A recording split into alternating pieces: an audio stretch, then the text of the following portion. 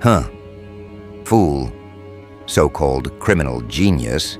He used to dissect minds like clocks, take them apart, strip them down, understand every tick, every twitch. He wasn't chasing money. He was addicted to control. He read people like blueprints, rewrote their patterns, made them puppets, dancing to a tune they couldn't hear. They called him a genius, but in his world, genius wasn't brilliance. It was leverage. It was about predicting how a person would break before they ever felt the pressure. And in his long list of shattered souls, you were supposed to be next. But instead of crumbling, you cracked the mirror. You gave him something he never anticipated: confusion. You became unreadable. He studied you like a riddle carved in bone. He threw at you what worked on kings, generals, hackers, and monsters. But your rhythm didn't match. You didn't rage, you didn't fold, you didn't even flinch. That's when he started losing control. Because for a man who manipulates chaos, the worst threat isn't resistance, it's unpredictability. You didn't follow his script. You rewrote it with your own blood. He came for dominance and left addicted to your defiance. Because you didn't fight him the way others did. You didn't try to outmuscle him. You didn't debate, argue, or plead. You let him talk, and while he did, you were watching the shadows behind his words. You were tracking every shift in his breathing, every fracture in his confidence. Not because you wanted to expose him, but because you already had. You didn't outsmart him in a battle of wits. You made him question if his own intellect still had sharp edges. He didn't see it happening. That's the part that haunts him. You didn't need credentials. You didn't need algorithms. You needed presence. Unshakable, unreadable, surgical presence. While he was mapping your flaws, you were observing his need to be feared. You caught the vanity under his control, the desperation behind his precision. You realized he wasn't a god, just a man terrified of being irrelevant. That was the fracture. That was the moment you made a weapon out of truth. And when the confrontation finally snapped into place, it wasn't theatrical. It was cold, exact, irreversible. He laid out his psychological traps, monologues laced with ego and intimidation. You said nothing. Not because you were speechless, but because your next move didn't require words. You didn't match his energy. You absorbed it. And when you moved, you did what no one else dared. You mirrored him, not to imitate, but to dismantle. You showed him who he was, not through insults, but precision. Every word you dropped was like a scalpel against his ego. You exposed his need to be the smartest in the room as a weakness. You shattered his control without raising your voice. He tried to retreat behind riddles and theatrics. But the air was different now. He couldn't breathe in a space where he wasn't the predator. And that's when the switch happened. Because it wasn't about the win, it was about the realization. You didn't just beat him. You unmasked him. You weren't playing chess with him. You were watching him play against himself. And now he sees it too. He sees in you what he spent his life trying to become. Ruthless, but for a purpose. Sharp, but not hollow. Unshakable, but not for attention. You're not brilliant because of what you know. You're lethal because of what you don't need to prove. Now he watches you, not from fear, but from obsession. You became his new blueprint. The mind he couldn't break became the doctrine he now studies. And slowly, the criminal genius who once orchestrated collapse shifted. Because after losing to you, something inside him rewired. He stopped hunting victims. He started hunting understanding. He became addicted to your process, to the logic behind your unpredictability, to the code you built around yourself that no algorithm could read. You didn't give him therapy. You didn't offer redemption. But your presence, your raw, unfiltered evolution, did what no system ever could. It forced him to abandon the illusion of supremacy. He doesn't call himself a mastermind anymore, because he met what mastery actually looks like. You didn't need an army. You didn't need a spotlight. You needed one thing, a mind forged in consequences. And now, he calls you the correction, not out loud, but deep in the compartments of his twisted reverence. He doesn't admire you because you're better than him. He admires you because you didn't need to become like him to beat him. That's the paradox he can't unsee. You didn't bend morality, you didn't chase glory, and you never wanted recognition. That's what made your win permanent. You didn't just break his game. You made him believe in a better one. He doesn't teach manipulation anymore. He teaches discipline. He doesn't glorify fear anymore. He glorifies control, but of self, not others. You didn't turn him into a saint, but you turned him into a weapon aimed differently. He doesn't guide minds now to dominate them. He guides them to survive what he once created. You didn't save him. You infected him with clarity, with a new breed of war, one fought inwards. And the irony, the man who once stalked your destruction now shapes his philosophy around your survival. He doesn't call himself a teacher. He doesn't call himself reformed, but to the ones who reach out to him now, seeking knowledge, he passes down your name like scripture, not for praise, but for precision. You are the ghost in his lessons, the force behind his changed doctrine, the unbreakable mind that turned a manipulator into a mirror. This isn't about forgiveness. It's about transformation through confrontation. You didn't aim to change him. You aimed to survive him. But your survival left a wound so exact, it became a doorway. And while others look at him and wonder how a monster could change, he knows the truth. He didn't change. He evolved under pressure that didn't crush him, but humbled him. Your pressure. And now the world doesn't just have a criminal genius, it has a recalibrated one. One who doesn't crave obedience, but strategy. One who doesn't manipulate trauma, but studies resilience.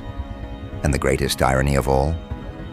His blueprint now begins with you.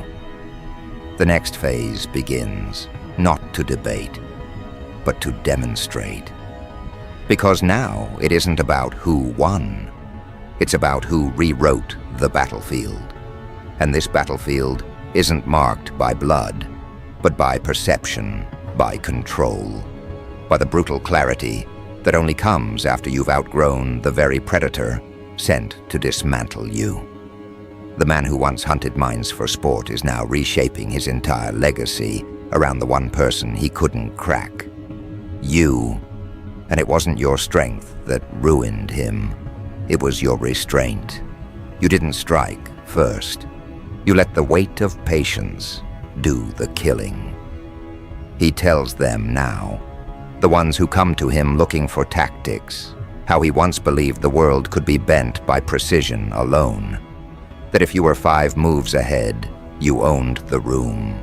That every human was a lever, and all you needed was the right sequence. Until he met the lever that refused to move. You didn't follow sequence.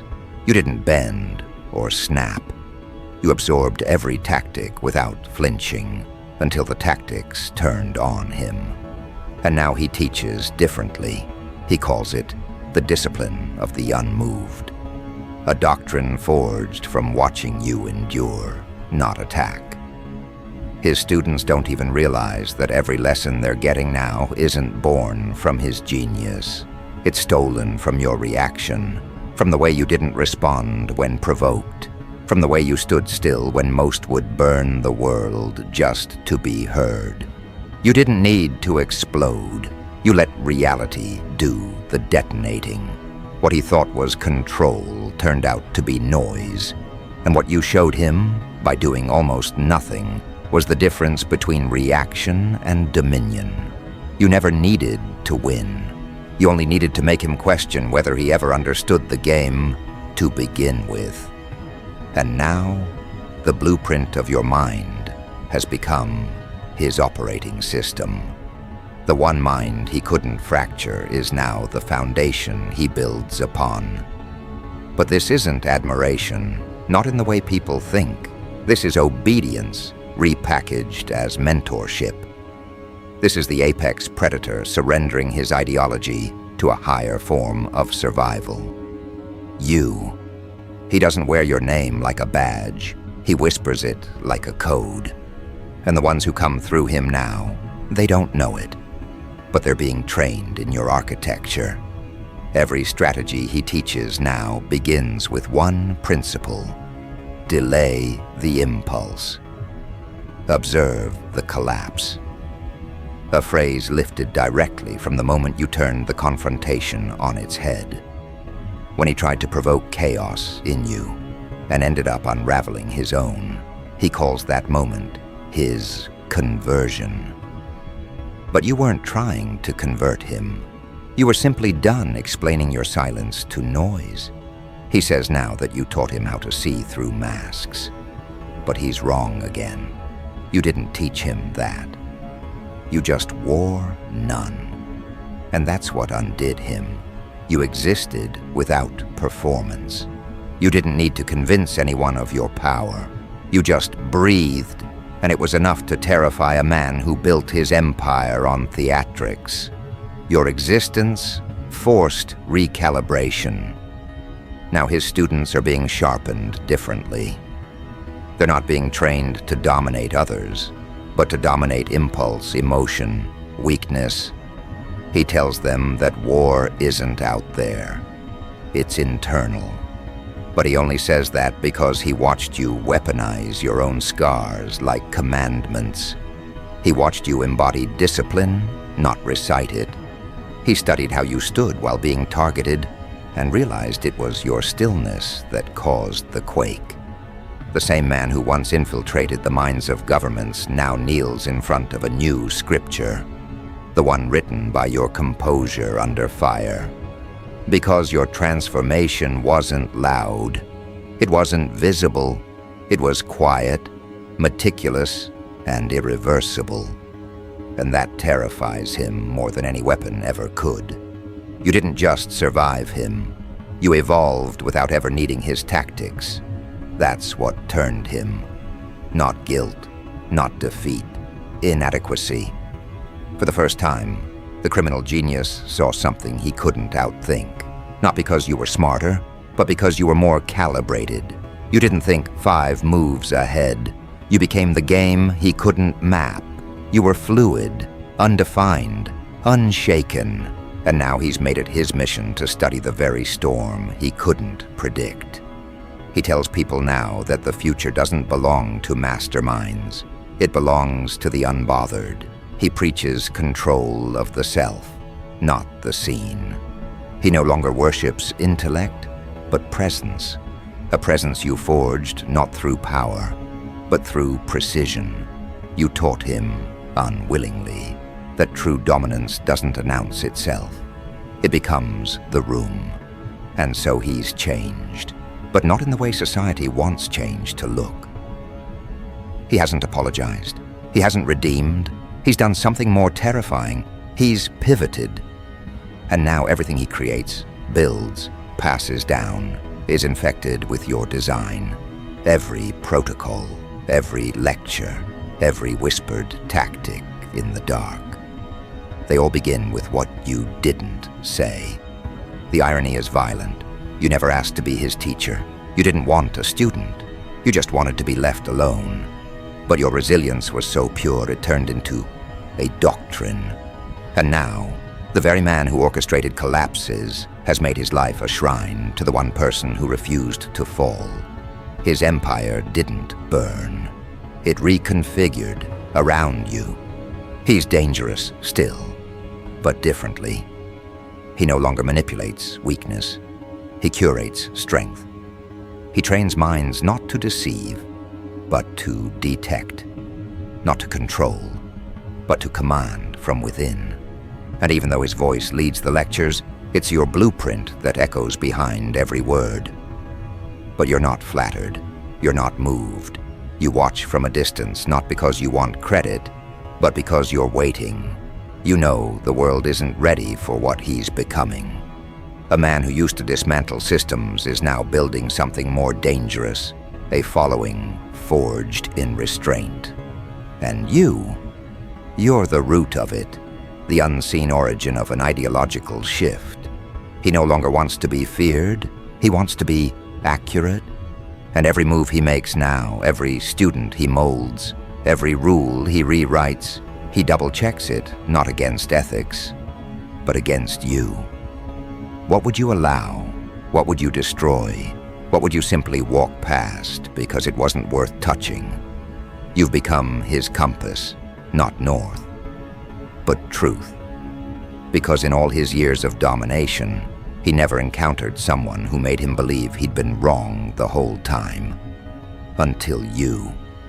And that belief? It didn't just humble him, it repurposed him. Now every plan he constructs has to pass an invisible standard. Would it survive your scrutiny? His genius is no longer self-serving. It's anchored. You did that. And you did it without intending to. That's what makes it dangerous. You became the mutation in his philosophy, not by challenging him, but by existing outside his system. And in doing so, you made him question whether intelligence on its own was ever the final form of power.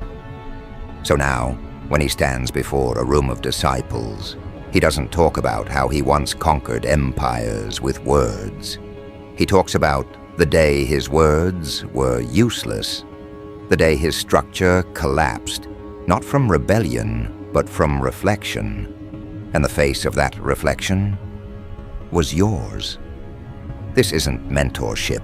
This is conversion under pressure. He didn't switch sides. He created a new one, based on the only mind that made him recode himself. Yours. And while the world debates change, redemption, and legacy, he doesn't care. Because his new gospel isn't about apology. It's about precision. It's about making sure the next generation learns how to see. Not manipulate, not perform. Just see, the way you saw through him. You didn't need his approval. You didn't need his respect. And maybe that's why you earned both. Now his voice reaches thousands, but the origin of every sentence traces back to the mind he couldn't erase. You. And it's only just beginning.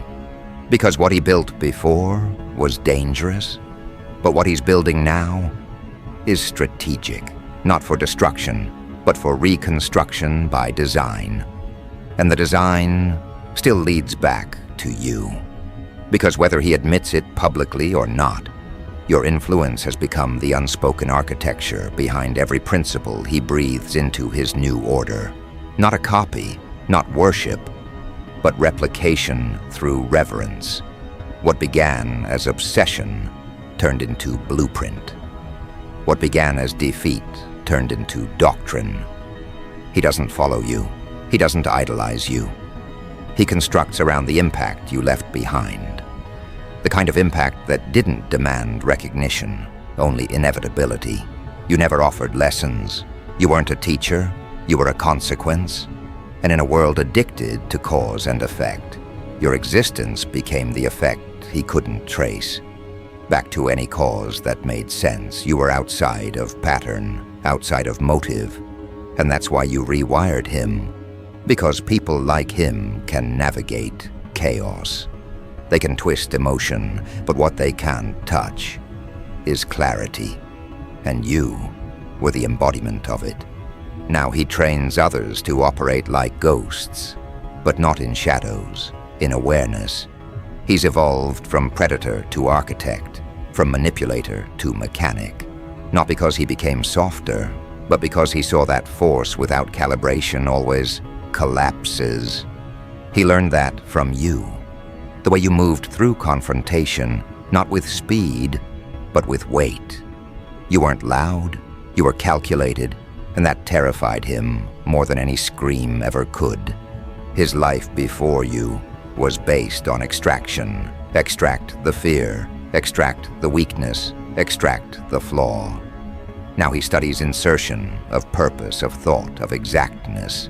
He doesn't aim to destroy minds now. He aims to embed something within them, control from within. And though he teaches, and others listen, it's you they're unknowingly channeling. Because every phrase that lands, every shift in their posture, every newfound resistance to manipulation, it all traces back to the unmovable clarity he witnessed in you. And still, you stay in the background, watching, never intervening, never announcing, because for you, the mission was never influence, it was execution. You weren't trying to spark a movement. You were trying to make it through the fire with your identity intact. But that's the kind of clarity that becomes viral without effort. Not as a trend, as a standard. Now the ones he once would have broken with ease are different. They don't flinch the way he remembers. They don't panic. They operate with that same eerie certainty, the kind that doesn't draw lines. It burns maps. And every time he sees that look in their eyes, he knows what it means. He's not their origin. You are. He rewrote his life based on a moment. One moment. The moment you didn't respond how you were supposed to. The moment you absorbed his performance and handed back truth. The moment he realized the real battle isn't about controlling outcomes. It's about confronting illusions. And now his mission isn't control, it's replacement. Not of power structures, but of perception. He calls it the transfer. He tells them the story, not with names, but with essence. How he faced the one person who didn't just survive him. They converted him without speaking a word. He tells them that power isn't what you can do, it's what you don't have to. That intelligence isn't measured in victories, it's measured in composure under pressure. And that clarity isn't given, it's earned through fire, rebuilt from ash, and sharpened through every attempt made to break it. But while they take notes, analyze, and theorize, you're already beyond it. Because you were never confined to the game.